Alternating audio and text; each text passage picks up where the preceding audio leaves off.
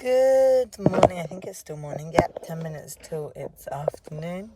Happy 21st of September 2020. We've got 101 days left of this year. It's Monday, 10 to 12.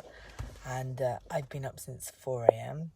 And I wanted to come on and talk about Mindset Monday and why Mondays and motivation have been so important in my journey. So, firstly, it's a fast day today, so I could easily have slept in. I did go back to sleep for a bit, but I could have easily slept in, missed my workouts, not done any of my miracle morning, and just been sluggish all day. But instead, my alarm went off at 4 o'clock. I got up, I did my cardio lit, I did my freestyle flow. I did them back to back in front because the freestyle flow I wanted after my cardio lit. And I drank my water. Really, really important. I drank like 1.2 litres of water before 5:12 this morning so that I would have the hydration, because I always wake up with dry mouth because it's so hot now. Like, I have the motivation there, and it's all up here, as I keep saying. For any of us to be able to get to reach our goals and desires, may that be weight loss or work related or anything else, family related, it's all in your mind. And I can give you an example of this. I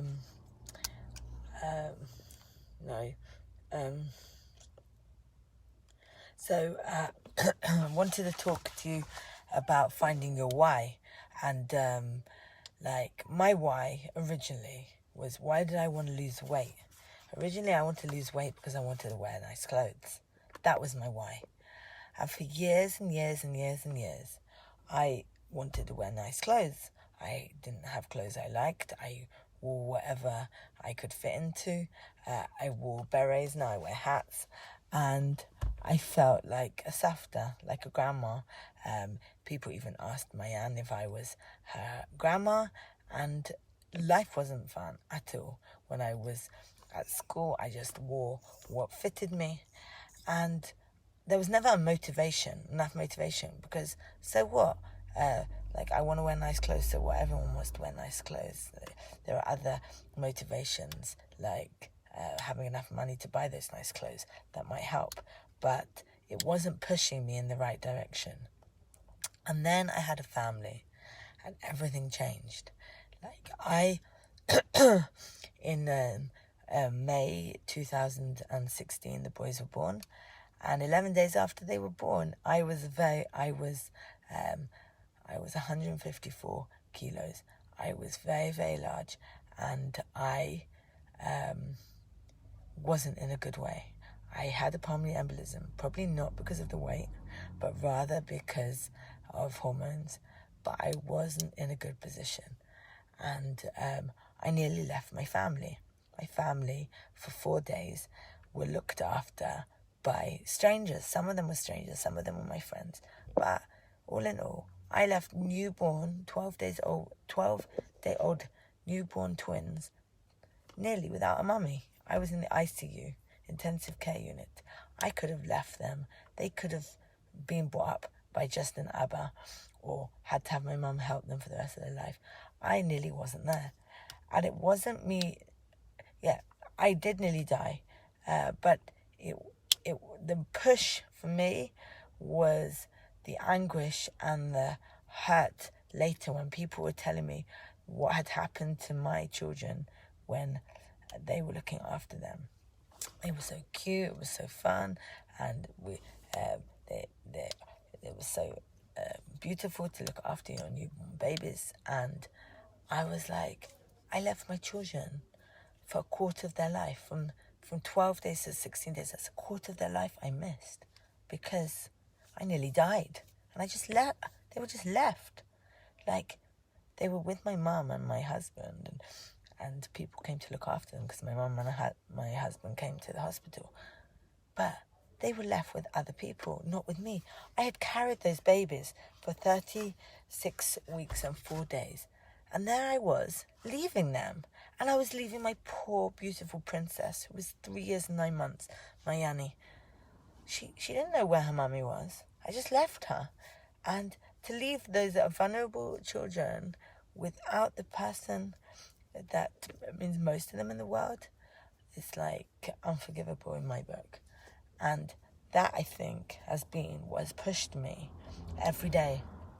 Not straight away, but within a year, I was doing the 3 principles in personal development. And then in October 2018, I'd already been trying to lose weight and I hadn't. Eventually, I found something that worked for me. And it pushed me.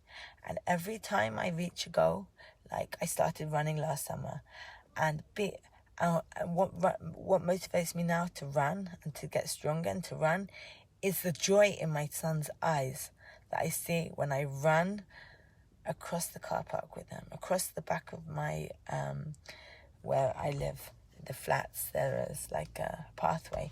And when I run, or yesterday when I raced Danielle up the road from Shul, and he was so excited that I was running with him. I could have never done any of that before. And that is my why.